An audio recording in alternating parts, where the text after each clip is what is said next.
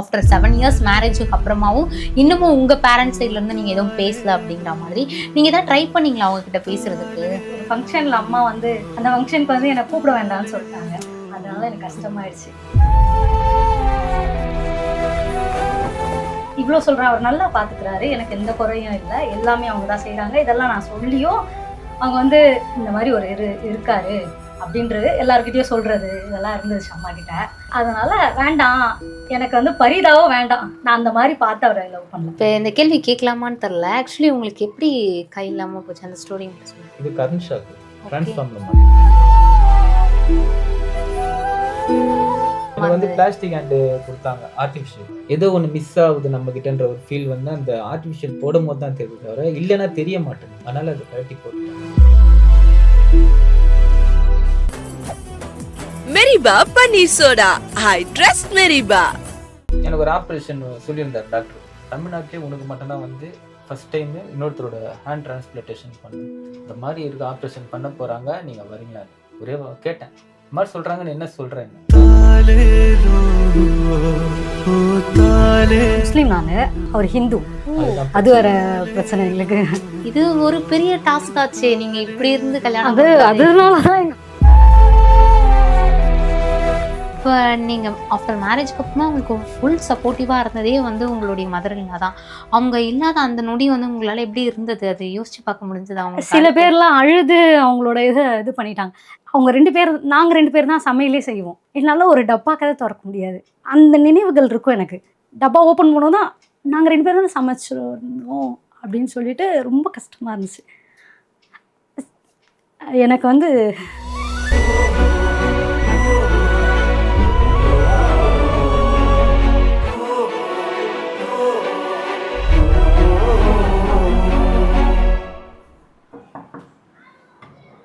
வாங்க வாங்க. ஹாய், எப்படி இருக்கீங்க? ரொம்ப நல்லா இருக்கேன். நீங்க எப்படி இருக்கீங்க? நல்லா இருக்கேன். ஓகே, வந்தோம். தமிழா ஷோ போனதுக்கு அப்புறமா இங்க எப்படி உங்களுக்கு ரீச் இருந்தது? நிறைய பேர் கேட்டாங்க. ஓகே, அக்கம் பக்கம் நிறைய பேர் கேட்டாங்க, எப்படி போனீங்க, நல்லா பண்ணியிருந்தீங்க, எப்படி தைரியமா பேசினேன் அப்படின்லாம் கேட்டாங்க. ஓகே, உங்களுக்கு எப்படி சுத்தி இருக்கிற ஃப்ரெண்ட்ஸ் எல்லாம் என்ன சொன்னாங்க? அவங்களும் இதுதான் ஃபோன் பண்ணி பேசுறானுங்க. அதாவது ரொம்ப க்ளோஸ்அப்பாக இருக்கிறவங்க எதுவுமே இன்ன வரைக்கும் அவனுக்கு எதுவுமே ஒரு பெருசாவே எடுத்துக்க மாட்டானுங்க. அவன் கூட இருக்கிறவங்க ஓகே, ஒரு பெரிய விஷயமா இருந்தாலும் இப்ப நாளைக்கு தான் தெரியும், நாளைக்கு கிரிக்கெட் விளையாட போகும்போது தான் தெரியும், கிண்டல் பண்ணிருக்கலாம். இன்ன வரைக்கும் ஒருத்தனும் ஒரு ஃபோன் கூட பண்ணல, என்னடா ஆச்சு ஏதுடாச்சு எப்போ போன ஏது போனா இன்ன வரைக்கும் யாருமே கேட்கல. கிரிக்கெட் விளையாடுவீங்களா நீங்க? ஃப்ரெண்ட்ஸோட போவோம். ஓகே ஓகே, பாப்பா பையன் கூப்பிட்டுட்டு போவாங்க. ஓ ஓகே ஓகே ஓகே. நீங்க ஷோலயே வந்து ஒரு விஷயம் ஷேர் பண்ணியிருந்தீங்க, கிட்டத்தட்ட உங்களுடைய ஆஃப்டர் 7 இயர்ஸ் மேரேஜுக்கு அப்புறமாவும் இன்னமும் உங்க பேரண்ட்ஸ் சைட்ல இருந்து நீங்க எதுவும் பேசல அப்படிங்கிற மாதிரி. நீங்க ஏதாவது ட்ரை பண்ணீங்களா அவங்க கிட்ட பேசுறதுக்கு? ட்ரை பண்ணோம். ஒரு ஃபங்க்ஷன்ல அம்மா வந்து சித்தி பாப்பாக்கு ஒரு ஃபங்க்ஷன் நடந்தது. ஓகே, அந்த ஃபங்க்ஷனுக்கு வந்து என்னை கூப்பிட வேண்டாம்னு சொல்லிட்டாங்க. அதனால எனக்கு கஷ்டமாயிடுச்சு. அதனால நான் பேசல, அவாய்ட் பண்ணிட்டேன். ஓகே, அவங்க சைடுல இருந்து என் சைட்ல இருந்து அவர் எந்த விதத்துலயும் கஷ்டப்பட்டுறக்கூடாதுன்னு நான் நினைக்கிறேன். ஓகே, அதனால அவங்க சரி, நான் ட்ரை பண்ணியும் அம்மா வந்து ஒரு இடத்துல வந்து எந்த இடத்துலயுமே புரிஞ்சுக்கல. இவ்வளோ ஆமா அப்படின்ற போது சரி, அவங்களுக்கு இவ்வளோ சொல்றேன், அவர் நல்லா பார்த்துக்கிறாரு, எனக்கு எந்த குறையும் இல்லை, எல்லாமே அவங்க தான் செய்கிறாங்க. இதெல்லாம் நான் சொல்லியும் அவங்க வந்து ஆனாலும் இந்த மாதிரி ஒரு இருக்காரு அப்படின்றது எல்லாருக்கிட்டையும் சொல்றது இதெல்லாம் இருந்துச்சு அம்மா கிட்ட. ஓகே, அதனால வேண்டாம், எனக்கு வந்து பரிதாவும் வேண்டாம், நான் அந்த மாதிரி பார்த்து அவரை லவ் பண்ணல. கண்டிப்பா. அதனால எனக்கு அது வேண்டாம்னு விட்டுட்டேன். ஓகே, நீங்க அவங்க கிட்ட எப்பயாச்சும் பேச ட்ரை பண்ணிருக்கீங்களா? அவங்க பேரண்ட் கிட்ட எப்பயாச்சும் சரி ஓகேன்னு ட்ரை பண்ணதில்ல உங்களை தாண்டி? அது உங்களுக்கு தெரியாம செஞ்சது இல்ல. ஓகே, அதனால தாண்டி இல்ல, அம்மா ஒழுங்கா பேச மாட்டாங்க அவங்க கிட்ட, அதனால வேண்டாம் அப்படின்னு சொல்லி. அதனால வந்து நானும் அவங்க கிட்ட வந்து இப்போ நிறைய விஷயங்கள் வந்து பேசும்போதே சொல்லியிருந்தீங்க, நிறைய நீங்கள் சாக்ரிஃபைஸ் பண்ணியிருக்கீங்க. உங்கள் சைடில் உங்கள் ஃபாதர் சைட்லையாக இருக்கட்டும், நீங்கள் 2 பேருமே உங்கள் லவ்வுக்காக நிறைய சாக்ரிஃபைஸ் பண்ணியிருக்கீங்க இல்லையா? ஸோ என்னைக்காச்சும் திங்க் பண்ணி பார்த்துருக்கீங்களா, இவ்வளோ சாக்ரிஃபைஸ் பண்ணி கடைசியாக இந்த ஒரு லவ் பாண்டோடு நம்ம இங்கே வந்து நிற்போம் அப்படிங்கிறத? நினச்சி பார்த்தது இல்லை. இல்லை, கண்டிப்பாக நாங்கள் ஒரு லெவல் வருவோம் அப்படின்னு நினச்சிருக்கோம். இந்த மாதிரி ரீச் ஆகும் அந்த மாதிரி இல்லை. ஆனால் நாங்கள் நிறைய பேர்கிட்ட சொல்கிறதெல்லாம், இன்னைக்கு நாங்கள் இப்படி இருந்தாலும் கஷ்டப்பட்டாலும் நாளைக்கு நல்லா இருப்போம் அப்படின்னு நிறைய பேர்கிட்ட சொல்லுவோம். அப்படி நம்ம வீட்டை சுற்றி பார்த்துக்கிட்டே பேசலாமா? ஓகே, கண்டிப்பா. இப்போ என்ட்ரி ஆன உடனே கிச்சன். ஓகே, யார் சமைப்பா அதிகமாக வீட்டில்? நான் தான் சமைப்பேன். நான் சமைப்பேன். ஓகே. நீங்க சமைக்கிறதுல எது ரொம்ப பிடிக்கும் அவருக்கு? இல்ல எல்லாமே பிடிக்கும் அவருக்கு. எல்லாம் பிடிக்கும். அது அவரே வெறும் நல்லா இல்லைன்னு சொல்ல மாட்டாரு எதுவும். ஆக்சுவலி இந்த கேள்வி நான் அவர்கிட்ட கேட்டுக்கணும். அப்பதான் தெரிஞ்சிருக்கோம். சரி, ஓகே. எப்ப நீங்க அவரை பாத்தீங்க? எப்படி உங்களுடைய லவ் ஸ்டோரி வந்து ஸ்டார்ட் ஆச்சு? ஸ்டார்டிங் பாயிண்ட் எது? ஃப்ரெண்டோட ஃப்ரெண்ட் அவரு. ஓகே. ஃப்ரெண்டு கிட்ட இந்த மாதிரி எனக்கு ஒரு ஃப்ரெண்டு இருக்காங்க, நம்ம எல்லாம் பீச் போறோம், ஓகே, எல்லாரும் ஒண்ணா போலாம் அப்படின்னு சொல்லிட்டு இருந்தாங்க. அப்பதான் ஃபர்ஸ்ட் டைம் ஆட்டோல போகும்போது பார்த்தேன். ஓகே. அவங்க ஆட்டோல வந்தாங்க. ஃப்ரெண்டோடைய ஃப்ரெண்ட் மூலமா பழக்கமாகி பீச்சுக்கு போனது. பீச் போகும்போது அவர் பார்த்தேன். அவரும் நம்ம கூட வராங்க அப்படின்னு சொன்னாங்க. அப்படியா, புதுசா ஒரு ஜென்ஸ் வரும்போது அப்படியா அப்படின்னு சொல்லிட்டு சரி, அப்பதான் ஃபர்ஸ்ட் டைம் பார்த்தப்போ உங்களுக்கு என்ன ஃபீல் ஆச்சு? சடனா அந்த ஃபர்ஸ்ட் சைட் இருக்கும் இல்லையா, அது எப்படி இருந்தது? அப்ப ஏதாவது ஃபீல் இருந்ததா, லவ் பண்ணுவோம் அப்படிங்கிற மாதிரியான? அந்த மாதிரி எல்லாம் இல்ல. அப்ப நீங்க பிளாங்கா தான் இருந்தீங்க? பிளாங்கா. அண்ணாதான் கூப்பிட்டுட்டு இருந்தேன். ஓகே. அது அப்புறம் எப்படி நீங்க அண்டர்ஸ்டாண்ட் பண்ண ஆரம்பிச்சீங்க அவர் மேல ஏதோ லவ் இருக்கு அப்படிங்கிற ஒரு விஷயத்த? பிடிச்சிருக்கு அப்படின்னு கொஞ்சம் ஃபீல் பண்ணும் போதே அவர்கிட்ட சொல்லிட்டேன், எனக்கு பிடிச்சிருக்கு உங்களை அப்படின்னு சொன்னேன். அவருக்கு வந்து எப்படி அதை சொல்றது அப்படின்னு தெரியல. இந்த மாதிரி ஒரு பொண்ணு வந்து சொன்னோடனே எப்படி அதை ரியாக்ட் பண்ணணும்னு தெரியல. எனக்கு ஒரு பயமும் இருந்துச்சு. அவர் லவ் பண்றேன்னு சொன்னா அவர் யாரும் வீட்டில் ஏதோ சொல்லாம வெறும் லவ் மட்டும் பண்ணிட்டு கைட்டு விட்டுற போறான்னு சொல்லிட்டு டாடி கிட்டேயும் சொல்லிட்டேன். ஓ, நீங்க அதனாலதான் அவங்க அப்பா கிட்டே அதனாலதான் சொன்னேன். அப்படியா? சரி, ஓகே ஓகே. சரி, அப்படியே அதை பத்தி அவர்கிட்டயும் சேர்ந்து ஒன்னா பேசலாம். இப்ப இந்த கேள்வி கேட்கலாமான்னு தெரியல. ஆக்சுவலி உங்களுக்கு எப்படி கை இல்லாம போச்சு அந்த ஸ்டோரி மட்டும் சொல்லுங்க. எனக்கு வந்து இது கரண்ட் ஷாக். Current shock. டிரான்ஸ்ஃபார்ம்ல மாட்டிக்கிட்டேன். ஓ, எப்படி? நாய் ஒன்று மாட்ட வேண்டியது பக்கத்துல, எப்படின்னா டிரான்ஸ்ஃபார்ம் பக்கத்துல ஒரு பில்டிங் ஒன்று கட்டிட்டு இருந்தாங்க. ஓகே. அது வந்து ஃபர்ஸ்ட் வந்து பப்ளிக் டாய்லெட்டா இருந்தது. இப்போ அது வந்து அம்மா ஹோட்டலா மாறி இருந்தது. ஓகே. ஓகேங்களா? அது கட்டும்போது என்னன்னா உள்ள நாய் இருக்கிறது தெரியாம டோர் க்ளோஸ் பண்ணிட்டு போயிட்டாங்க. ஓ. டிரான்ஸ்ஃபார்முக்கும் டாகுக்கும் இது பண்ணா ஒரு 10 feet தான் டிஃப்ரெண்ட் இருக்கும். மிஸ் ஆனா நாய் விழுந்துரும். ஓகேங்களா? அதனால என்ன பண்ண ஃப்ரெண்ட்ஸ் என்ன சொன்னாங்கன்னா அது மாதிரி மாட்டுறாங்க. எனக்கு நாய் பூனை அந்த பெட்ஸ்னாலே கொஞ்சம் இதுவாயிடுவேன். வெறும் ஸ்டெப்ஸ் யூஸ் பண்ணாமல் ஜன்னல் ஸ்லாப் யூஸ் பண்ணி டிரான்ஸ்ஃபார்முக்கு அந்த கேப்ல இருந்து வேறு நாய் பிடிக்க போயிட்டு கரண்ட் ஒயர் முதுகில் டச் ஆகி முதுகுலாம் எரிய ஆரம்பிக்கவோ பேலன்ஸ் இல்லாமல் கம்பத்தை பிடிச்சிடவோ இது மாதிரி ஆயிடுச்சு. ஓகே. இப்போ வந்து நமக்கு பிறந்ததுலேருந்து இல்லைன்னா அது வேற விஷயம். சடனாக நமக்கு அது உங்களுடைய ஆக்டிவிட்டீஸ்லாம் முழுசாக இது கை எடுக்கணும் அப்படின்னு சொல்கிறப்ப நீங்கள் எப்படி அது ஃபீல் பண்ணி இல்லை அது இது மாதிரி இல்லை நமக்கு அப்படிங்கிற ஒரு ஃபீல் வந்துச்சுன்னா அந்த நொடி உங்களுக்கு எப்படி இருந்தது? அது எனக்கு ஸ்டார்டிங் வந்து ஃபஸ்ட்டு லெஃப்ட் ஹேண்ட் எடுக்கிறேன்னும் போது அந்த நீங்கள் சொல்கிற மாதிரி அந்த ஃபீலிங் வந்தது எனக்கு. என்னடா இது இவ்வளோ நாள் இருந்தது, ஒன்று போயிடுச்சு. நெக்ஸ்ட்டு என்ன பண்ணேன்னா ரைட்டும் இது மாதிரி ஆகுதுன்னாங்க. அப்போ ஒரு கொஞ்ச நேரம். ஆனால் எனக்கு ஃபர்ஸ்ட் டைம் இருந்த அந்த ஃபீல் வந்து செகண்ட் டைம் இல்லை. அதான் அப்படின்றது அது இல்லை. சரின்னு விட்டுட்டேன். அப்படி இருந்து ஒரு வந்து ஒரு மேக்ஸிமம் நான் ஏரியா வீட்டுக்குள்ளே இருந்தேன்னு பார்த்தா 3 மாதம் தான் இருந்திருப்பேன். ஓகே. என்னோட ஃப்ரெண்ட்ஸு தான் முக்கால்வாசி. உள்ளே இருக்காத வெளியே வா. ஓகே. அது உங்களுக்கு ஒரு மாதிரி இருந்ததுல மோட்டிவ் ஃபுல்லாக அவனுங்க தான். ஓகே. எதுவாக இருந்தாலும் இதை பண்ணு இது எழுதுவ செய் இன்ன வரைக்கும் அப்படியே அவங்களோட இதுலேயே வந்துட்டேன். ஓகே. இப்போ நீங்கள் முன்னாடி நீங்கள் ஒவ்வொரு பொருளை எடுத்து செய்யறதுக்கும் இதுக்கும் அது ரொம்ப ஸ்ட்ரகிள் பண்ணியிருப்பீங்க இல்லையா? அது எந்த அளவுக்கு உங்களுக்கு கஷ்டமா வந்து இருந்தது? பிளாஸ்டிக் ஹேண்டு கொடுத்தாங்க ஆர்டிஃபிஷியல். ஓகே. அது வாங்கினேன். அது வாங்கி போட்ட பிறகு எனக்கு என்னன்னா அப்பதான் நம்மளுக்கு அந்த ஃபீல் தெரியுது உள்ள. ஓகே. ஏதோ ஒன்று மிஸ் ஆகுது நம்ம கிட்டன்ற ஒரு ஃபீல் வந்து அந்த ஆர்டிஃபிஷியல் போடும் போது தான் தெரியுது, தவிர இல்லைன்னா தெரிய மாட்டேங்குது. அதனால அது கழட்டி போட்டுட்டேன். ஆமாம். அப்புறமும் போடுனாங்க. போடும் போதே எனக்கு என்னன்னா இதுதான் லைஃப்னு தெரிஞ்சிடுச்சு. இதுக்கப்புறம் எதுக்கு நம்ம தேவையில்லாம அதை மறைச்சி ஏன் வாழணும்? இப்போ எக்ஸாம்பிள் திருநங்கைகள்லாம் இருக்கிறாங்க இல்லையா? இத்தனை ஜென்ரேஷன்ல அவங்க மாறுவாங்க என்பது அவங்களுக்கே தெரியாது. இருந்தும் அவங்க மூஞ்ச மறைக்கிறது இல்லை. கண்டிப்பா. அவங்களுக்கு இதுதான் லைஃப்ன்ட்டு அவங்க அவங்களோட கேரக்டராகவே மாறுறாங்க இல்லையா? இதெல்லாம் ஒரு இவங்களே இப்படி இருக்கும் போது நம்ம ஏன் தலை மறைச்சி வாழணும்? ஓகே. இந்த மைண்ட் செட்டில் அதை அப்படியே விட்டுட்டு அதுக்கப்புறம் ஃப்ரெண்ட்ஸ் அப்படியே அவங்க கூட இருந்தோம். இது ஒரு பெரிய விஷயமாவே எனக்கு தெரியாது. ஓகே. இப்போ எந்த வயசுல நடந்தது இந்த? இது எனக்கு அடிபடும் போது எனக்கு 24 years. 24ல உங்களுக்கு இது இன்சிடென்ட் நடக்குது. 6 இயர்ஸ்க்கு அப்புறமா நீங்க 2 பேரும் மீட் பண்ணிக்கிற அந்த சிச்சுவேஷன் வருது. ஓகே. நீங்க ஃபர்ஸ்ட் டைம் அவங்கள பார்த்தப்ப என்ன நினைச்சீங்க? உங்களுக்கு என்ன தோணுச்சு ஃபர்ஸ்ட்? எப்படி சொல்றது, அதாவது நான் எதிர்ச்சியா நான் பாக்குறேன் ஆட்டோல இருந்துட்டு இந்த மாதிரி ஒருத்தவங்க வருவாங்களா எனக்கு தெரியவே தெரியாது. என்கிட்ட போகும்போது அப்போ வந்து ஷூட்ல இருந்தோம், நாங்க வட சென்னை ஷூட்ல இருந்தோம். ஓ, ஓகே. ஓகேங்களா? ஏன்னா அந்த டைம்ல வந்து லொகேஷன்ல இருந்து எல்லாமே எங்க அண்ணன் ஒருத்தவங்க. ஏன்னா முதல்ல என்ன நம்பி வேலை கொடுத்ததுன்னு பார்த்தா அவர் தான் கொடுத்தாரு. ஓகே. அன்பண்ணன்ட்டுன்னு அவர் தான் எனக்கு வந்து உன்னால முடியும் நீ செய் அப்படின்னாரு. மற்றபடி அவனை வந்து என்ன பண்ணான்னா யோசிப்பான் ஒரு மாதிரி தான். அப்போ ஷூட்டில் இருக்கும்போது திடீர்னு ஃபோன் வந்தது, இந்த மாதிரி வரியான்ட்டு. சரி போமெண்ட்டுன்னு போனால் அந்த டைம் தான் வந்தான். அப்போ எதுவுமே தெரியாது, யார் அந்த பாப்பா, அவ்வளோதான். ஓ தங்கச்சி சாரி. என்னடாம்மா வாடா போடாதான், வாடா புதுசாகுது, சரி ஓகே விட்டு. அவங்க சடனா உங்ககிட்ட லவ் சொல்றப்ப நீங்க என்ன திங்க் பண்ணீங்க? உங்களுக்குள்ள அந்த தாட் இருந்ததா அவங்கள லவ் அவங்க பண்ணலாம்? முதல்ல லவ் பண்ணும்போது அவங்க ஃபர்ஸ்ட் லவ் சொல்லல. அவங்க சொன்னதே எப்படின்னா ஒரு லவ் சொல்ற அந்த ஒரு இதுவே இல்லை. எனக்கு உன்னை பிடிச்சிருக்குது, உனக்கு என்ன பிடிச்சிருக்குதா, வா அந்த கோயில கல்யாணம் பண்ணலாம், அவ்வளவுதான். இதுல எதுவுமே இல்லை இல்லையா. அவன் சொன்ன விஷயம் தான், எனக்கு உன்னை பிடிச்சிருக்குது, உனக்கு என்ன பிடிச்சிருக்குதா சொல்லு அந்த கோயில. ஏய் கொட்டிட போறோம் போ, சின்ன பொண்ணு இதனா கொட்டிக்கிட்டு வாங்க போறோம் போ அப்படின்ட்டு. என்ன பண்ணானா அடுத்த செகண்டே அப்பாவுக்கு ஃபோன் பண்ணி சொல்லிட்டான். இவ கூட இன்னொரு சங்கரின்னு ஒரு பொண்ணு, அவன் மூலியமா ஃபோன் நம்பர் வாங்கி கடகண்டு அங்கே ஃபோன் பண்ணி சொல்லி, அதுக்கப்புறம் எனக்கு ஃபோன் வருது, என்ன ஏதோ ஒரு பொண்ணு ஃபோன் பண்ணி பேசுது. யாருன்னா நான் தான் பேசுனேன். அடுத்த நாளே எனக்கு நம்பிக்கை இல்லை, மாமா பேசணும் போது கூட எனக்கு நம்பிக்கை இல்லை. வராதுங்க, ஏதோ விளையாட்டு போக்கில் பிள்ளைங்க விளையாடுதுன்னு பார்த்தா அடுத்த நாள் வந்துடுச்சு. இந்த விஷயம் சீரியஸாக போனே எனக்கு இன்ன வரைக்கும் தெரியாது.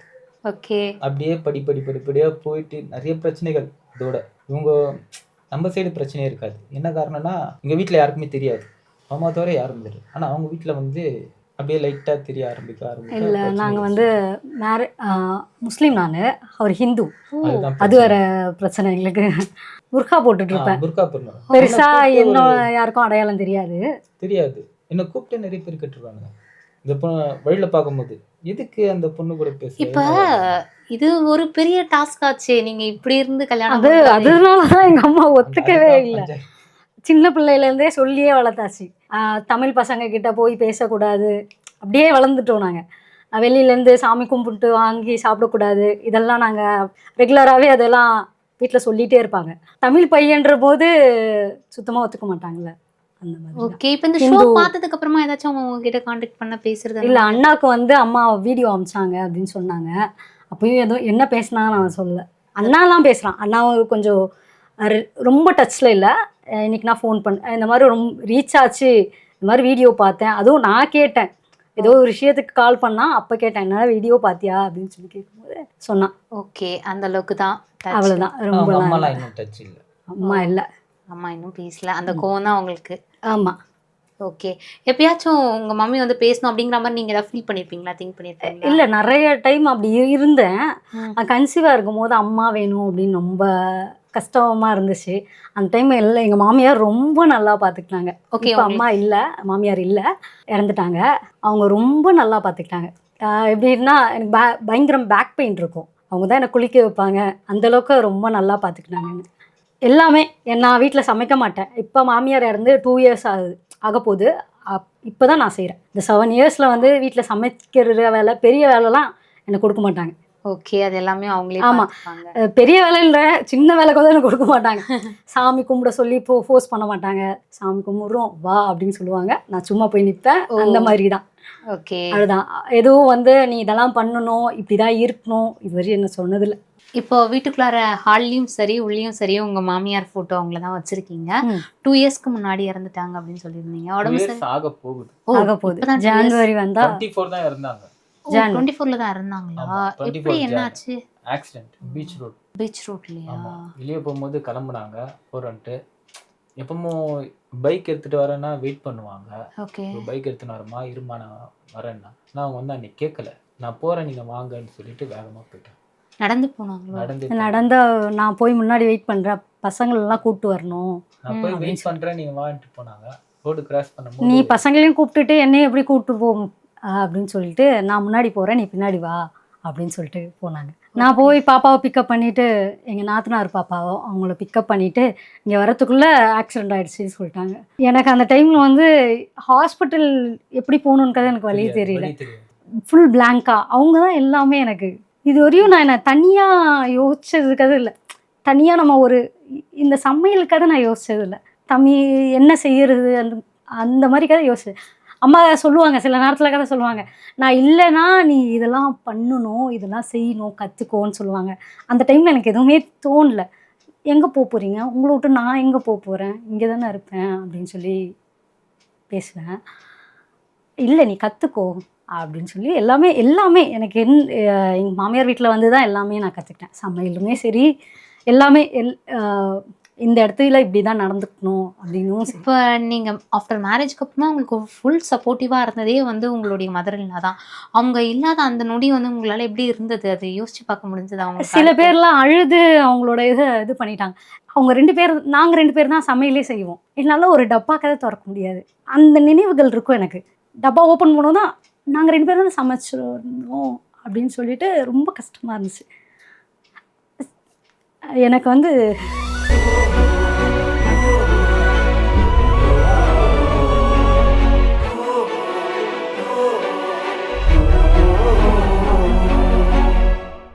அந்த நீங்கள் அந்த ப்ரெக்னென்சி டைம்லேயே சொன்னீங்க ஃபுல்லாமே வந்து அம்மா இருக்கக்கூடிய அந்த இடத்த ஃபுல்ஃபில் பண்ணதே பண்ணிட்டாங்க. அதனால எனக்கு எந்த இடத்துலையுமே எனக்கு அம்மா தேவைப்படல. அந்த இடத்துல எங்கள் அம்மா இருந்தால் இவ்வளோ சப்போர்ட் பண்ணுவாங்களான்னு எனக்கு தெரியல. அந்த இடத்துல இவங்க இருந்து அம்மா, அவங்களையும் அம்மான்னு தான் கூப்பிடுவேன். அவங்க இருந்து எல்லா சப்போர்ட்டும் அவங்க பண்ணாங்க. ஓகே. இப்போ நீங்கள் இவர் தான் மேரேஜ் பண்ணிக்க போகிறீங்க அப்படிங்கிற ஒரு விஷயம் தெரிஞ்சு அவங்க கிட்ட இருந்து என்ன மாதிரியான ரெஸ்பான்ஸ்லாம் வந்தது? அம்மா சந்தோஷப்பட்டாங்க. ஆனால் வந்து எனக்கு ஸ்டார்டிங்கில் அவங்ககிட்ட பேசும்போது அவங்க தான் ஏதோ இந்த சீரியல் மாமியார் மாதிரி இருப்பாங்க அப்படின்னு நான் எதிர்பார்த்தேன். உண்மையாக எதிர்பார்த்தேன். அவங்க வந்து கொஞ்சம் டெரராக இருப்பாங்க. இவர்கிட்ட தான் சொன்னேன், அவங்க மம்மி தான் கொஞ்சம் டெரராக இருக்காங்க. என்ன எப்படி பார்த்த, இந்த மூஞ்சி எப்படி பிடிச்சிச்சு உனக்கு அப்படின்னு கேட்கும்போது, அதெல்லாம் கேட்கும்போது அம்மா தான் கொஞ்சம் ஒத்துக்க மாட்டாங்க போட்டிருக்கு அந்த மாதிரி யோசித்தேன். ஆனால் அதுக்கு ஆப்போசிட். ஓகே. இப்போ நீங்கள் வெளியில எங்கேயாச்சும் போகும்போதா இருக்கட்டும், எங்கேயாச்சும் உங்களை பார்க்கக்கூடிய ஒரு பார்வை இருக்கும் இல்லையா, 2 பேரும் சேர்ந்து போகும்போது அதெல்லாம் உங்களுக்கு எப்படி தோணும்? ஏன் இப்படி பார்க்குறாங்க அந்த மாதிரி டிஃப்ரெண்ட்டாக? சில டைம் அப்படி தோணும் டைமில் நான் அவங்கள பார்ப்பேன். அவங்க என்ன டிஃப்ரெண்ட்டாக இவரை பார்ப்பாங்க. நான் அவங்கள பார்க்கும்போது அவங்களுக்கு கொஞ்சம் நேரத்தில் என்னடா இவங்க இப்படி பார்க்குறாங்க அப்படின்னு தோணும். அப்புறம் என்ன அப்படின்னு கேட்டோன்னே ஒன்றும் இல்லைன்னு சொல்லுவாங்க. சரி எப்படி இருக்கிறீங்க. சில பேர் வந்து ரொம்ப என்னன்னா இந்த மாதிரி இருந்தால் கல்யாணம் ஆகாது, அவங்களுக்கு எப்படி கல்யாணம் ஆச்சு அப்படிதான். இங்கே ஒரு சில பேர் சொல்லியிருக்காங்க, எங்கள் காது படையே சொல்லியிருக்காங்க, எனக்குலாம் கல்யாணமே ஆகாதுன்னு நினச்சேன், எப்படியோ கல்யாணம் ஆயிடுச்சு அப்படின்னு சொல்லி, ஒரு குழந்தை வேற இருக்குது அப்படின்னு இப்போதான் பேசிட்டு தான் இருக்காங்க. பேசுகிறவங்க இன்னமும் பேசிட்டு தான் இருக்காங்க. அவனை எப்படி வளர்க்க போகிறாங்களோ, குழந்தைய வளர்க்க எப்படி போகிறாங்களோ, என்ன சம்பாதிக்கிறாங்க, என்ன சேர்த்து வச்சாங்க, இப்போ வரையும் பேசிட்டு தான் இருக்காங்க, என்ன அவனுக்கு சேர்த்து வச்சாங்க. இப்போ உங்களுக்கு அந்த டவுட் வரலையா, இவர் நம்ம மேரேஜ் பண்ணிக்கணும்னா இவர் நமக்கு வேலைக்கு போவாரா, நமக்கு அந்த மாதிரி யோசனை நீங்க திங்க் பண்ணலையா? அவர் வேலைக்கு போகணும்னு அவசியம் இல்லைப்பா. நாங்கள் 2 பேருமே நாங்கள் பார்ட்னர். நாங்கள் எதுவாக இருந்தாலும் 2 பேருமே ஃபேஸ் பண்ணலாம் அப்படின்னு. அவர் தான் பண்ணணும்னு இல்லை, நானும் பண்ணலாம் அப்படிதான் யோசிச்சோம். ஓகே. நீங்க வீட்டில் பேசும்போது அதான் சொன்னேன். எங்க அம்மா ஒத்துக்கல. இப்போ உங்க வீட்டில் பிரச்சனையை பொறுத்த வரைக்கும் முஸ்லீம்ன்றது பிரச்சனையா, அதை தாண்டி கையில் அப்படிங்கிற ஒரு பிரச்சனையா? ரெண்டுமே பிரச்சனை. வெளியே ஹிந்து பையனை கல்யாணம் பண்ணிட்டான் அப்படின்னு வரும். வெளியே எப்படி சொந்தக்காரங்க கிட்ட எப்படி பேசுறது, கண்டிப்பா பேசுவாங்க அப்படின்னு சொல்லிட்டு வெளியவே போக மாட்டோம் நாங்க. வெளியவே பெருசா இல்லை. அப்பயுமே அம்மா கிட்ட ரொம்ப ரேரா தான் கேட்போம். வெளியே போறோம், ஃப்ரெண்டும் கூட போறோம் அப்படின்னு சொன்னாலே அதுவே ரேர் தான். ஓகே. அதுவே ரிலேஷன் மேரேஜுக்கு என்ன கூப்பிட்டு போக மாட்டாங்க. எங்க வீட்டுல இருக்க வரையும் உள்ளே இருப்போம். பீச்சு இந்த மாதிரி ஒரு இடத்துக்குலாம் என்ன கூப்பிட்டு போக மாட்டாங்க. எங்கேயுமே சரி. இங்க வந்த பிறகுதான் நிறைய இடத்துக்கு போறேன். நிறைய சுதந்திரமே எங்க மாமியார் வீட்டுல தான் வந்து. இந்த வீட்டுல இருந்து நானே போக மாட்டேன். வெளியிலே ரிலேஷன், எனக்கு நிறைய ரிலேஷனுங்களே தெரியாது. ஓகே. இன்னைக்காச்சும் நீங்க ஃபீல் பண்ணியிருக்கீங்களா, நமக்கு 2 கையிலன்ற விஷயத்தை நினச்சி நீங்கள் இன்னைக்காச்சும் எல்லாரும் இப்போ இவங்க வீட்டிலேருந்து இவ்வளோ நெகட்டிவான விஷயம்லாம் வரும்போது நீங்கள் இன்னைக்காச்சும் ஃபீல் பண்ணியிருக்கீங்களா, இதனால தான் நமக்கு இவ்வளோ ப்ராப்ளம் வருது அப்படிங்கிற? அதை ஃபீல் பண்ணதே கிடையாது, யோசிச்சதே இல்லை. அந்த மாதிரி ஒரு விஷயம் நடந்ததே எனக்கு தெரியாது. ஏன்னா அந்த அளவுக்கு இப்போ என்ன, நான் எக்ஸாம்பிளுக்கு எனக்கு ஒரு ஆப்ரேஷன் சொல்லியிருந்தார் டாக்டர், ஸ்டான்லியில் இருந்தார் டாக்டர் கிருஷ்ணமூர்த்தி. தமிழ்நாட்டிலே உனக்கு மட்டும்தான் வந்து ஃபர்ஸ்ட் டைம் இன்னொருத்தரோட ஹேண்ட் டிரான்ஸ்பிளான்டேஷன் பண்ணணும். ரெக்கார்ட்லாம் எழுதிட்டாங்க. நான் தான் எனக்கு இத்தனை ஃபோனும் வந்தது அந்த டைம். இந்த மாதிரி இருக்கு, ஆப்ரேஷன் பண்ண போறாங்க, நீங்க வரீங்களான்னு ஒரே கேட்டேன். இந்த மாதிரி சொல்றாங்கன்னு என்ன சொல்றேன். நான் அப்போ வந்து உனக்கு விருப்பம்னா பண்ணு, நான் இப்படி தான் பார்த்து உன்னை லவ் பண்ணேன், நீ எப்பயுமே இப்படி இருந்தாலும் நான் உன் கூட தான் இருப்பேன். எனக்கு என்ன கேட்டேன்னா வந்து எனக்கு வேண்டாம், எனக்கு இப்படிதான் பார்த்து நான் லவ் பண்ணேன், உனக்கு பிடிச்சிருந்தா நீ பண்ற விருப்பம் இருந்துச்சுன்னா நீ பண்ணிக்கோ, நான் இப்படிதான் லவ் பண்ணேன் அப்படின்னு சொன்னா. எனக்கு இது பெரிய விஷயமே இல்லை. நான் இப்போ வரையும் அவர் அப்படி பார்க்கல. ஃபோன் பண்ணிட்டு நானே ஃபோன் பண்ணிட்டு டாக்டருக்கு ஃபோன் பண்ணி, இது இன்னொரு டாக்டர், அவர் ரிட்டையர்ட் ஆயிட்டு, நான் சொன்ன டாக்டர் ரிட்டையர்ட் ஆயிட்டு, அவர் தான் வந்து ரிஜிஸ்டர் பண்ணாரு. அவர் ரிட்டையர்ட் ஆகி வேற இடத்துக்கு போயிட்டாரு. அடுத்து வந்தவங்க தான் எனக்கு ஃபோன் பண்ணி பேசோ நான் இவட்ட கேட்டேன் இந்த மாதிரி சொல்றாங்க. நான் இத்தனை ஹாஸ்பிட்டலுக்கே போயிட்டேன். ஹாஸ்பிட்டலுக்கு போயிட்டு இவங்களுக்கு ஃபோன் பண்ணி இந்த மாதிரி விஷயம் இந்த மாதிரி சொல்றாங்க. ஒரே ஒரு தான் சொன்னா, நான் உன்னை லவ் பண்ணும்போது எதையும் எதிர்பார்த்து பண்ணல. உனக்கு வேணும்னா பண்ணிக்கோ. நான் இப்படி இருந்தேன். அப்புறம் கொஞ்ச நேரம் கழிச்சு சொன்னா, இல்ல வேணாம், எனக்கு இப்படி இருக்கிறது தான் பிடிச்சிருக்குது, நீ இப்படியே இரு, நான் லைஃப் லாங் நான் உன்னை பார்த்துக்கிறேன், எதுக்கு தேவையில்லாம அது. இப்போ அது வந்து நீ என்ன பண்ண போறேன்னா ஃபோன் பண்ணி நான் ஊர்லயே இல்லைங்கன்னு சொல்லிட்டேன். ஹாஸ்பிட்டல் வந்துட்டேன். ஃபோன் வரும் ஃபர்ஸ்ட் டைம் இது வச்சு 2வது டைம் ஃபோன் பண்ணும்போது இல்லை நான் ஊர்ல இல்லைன்னு சொல்லிட்டு அந்த ஆப்ரேஷன் இப்போ வேற ஒருத்தர் பண்ணிட்டாங்க. பண்ணிட்டு சக்சஸும் பண்ணிட்டாங்க. இல்ல மாதிரி வர வேண்டியது வேண்டான்னு விட்டுட்டேன். ஒரு ஆள் சொன்னா தேவையில்லை. என்னைக்காச்சும் நீங்க யோசிச்சிருக்கீங்களா இப்ப எல்லாம் உங்களுடைய பர்சனல் ஒர்க் ஃபுல்லாமே நீங்களே பார்த்துப்பீங்க பழகிட்டீங்க? என்னோட இது நான் போட்டோ டிசைனிங்லாம் எல்லாமே எல்லாமே பண்ணுவாரு, எல்லாமே பண்ணுவாரு. என்னால இது பண்ண முடியாது அப்படின்னு எதுவும் இல்லை. எல்லாமே கான்ஃபிடென்ட்டா இறங்கி உங்களுடைய ஒர்க் எல்லாத்தையுமே நானே பார்த்தேன். எப்பயுமே உங்களுக்கும் அந்த ஃபீல் கிடையாது அவர் அதை இல்லைனாலும் நம்மளை கூப்பிடுறாரு அப்படிங்கிற மாதிரி எதுவுமே கிடையாது, எல்லாமே அவரே. ஓகே, நீங்க அதை எப்படி அதெல்லாம் சில பேர் உடஞ்சி அந்த இடத்துலயே உட்காந்துருவாங்க நீங்க, பட் அதுல இருந்து வெளில வந்து இப்போ நீங்க வேலைக்கு போறீங்க, இதுதான் லைஃப்னு தெரிஞ்சிடுச்சு இல்ல. நான் ஃபர்ஸ்டே சொன்னேன் உங்ககிட்ட, இதுதான் லைஃப்னு தெரிஞ்சிடுச்சு. இதுக்கப்புறம் வீட்டுக்குள்ளேயே உட்காந்துருந்தோம்னா லாஸ்ட் வரைக்கும் நம்ம அங்கேயே தான் இருக்கணும். வெளியில என்ன நடக்குதுன்னு தெரியாது இல்லையா. சரி வெளியில போவோம். ஃப்ரெண்டுங்க தான் கம்பல் பண்ணாங்க, நீ வா பாத்துக்கலாம், அடுத்தது என்னதான் நடக்குதுன்னு பார்க்கணும். வெளியே போனோம். ஃபர்ஸ்ட் நான் எனக்கு இந்த மாதிரி ஒன்று ஆனந்த எனக்கு எப்படி எதுவுமே தெரியாம அவனுங்களும் அப்படிதான் இருப்பானுங்க எல்லாரும். அது ஒரு பெருசாவே எடுத்துக்கல. நான் ஹாஸ்பிட்டல்ல இருந்த வரைக்கும் அவனுக்கு என் கூட போயிருந்தாங்க. இன்னொரு விஷயம், எல்லாருக்கும் ஒரே பிளட் குரூப். என் கூட இருக்கிற அத்தனை பேருக்கு எல்லாம் ஒரே பிளட் கொடுக்குறதுல அப்படியே தான் இதுவாக இருந்தானுங்க. இன்ன வரைக்கும் இது ஒரு பெரிய விஷயமா இல்லை. எங்க போனாலும் முதல் ஃபோன் எனக்கு பண்ணிடுவாங்க. இங்க போறோம் வரியா இல்லையா, தனியா வருதா அந்த வாரம் ஃபேமிலி வேணான்னு ஜாலியா இருப்பாரு, துருன்னு இருப்பாரு. நெக்ஸ்ட் உங்க வீட்டில் நான் வியந்து பார்த்த ஒரு விஷயம், கிறிஸ்டினுக்கான சாமியும் இருக்காங்க, கீழே பார்த்தா இந்துக்கான சாமியும் இருக்காங்க. ஸோ இந்த பூஜை ரூம் பற்றி கொஞ்சம் சொல்கிறீங்களா? எனக்கு பெருசாக ஹிந்து சாமிலாம் அவ்வளோ இது இல்லை. எங்கள் மாமியாருக்கு ரொம்ப பிடிக்கும். அவங்க சாமி கும்பிடுவாங்க. அவங்களுக்கு இந்த சனிக்கிழமை வெள்ளிக்கிழமை இதெல்லாம் சாமி அமாவாசை இது எல்லாமே சாமி கும்பிடுவாங்க. அவங்களுக்காக எனக்கு பிடிச்சி நான் செய்கிறேன். அவங்களுக்காக நான் சாமி கும்பிட்றது அவங்களுக்கு ரொம்ப பிடிக்கும். நீ இதெல்லாம் கற்றுக்கணும்னு அவங்க ஆசைப்பட்டாங்க. அவங்களுக்காக நான் அதெல்லாம் எடுத்து செஞ்சுட்டு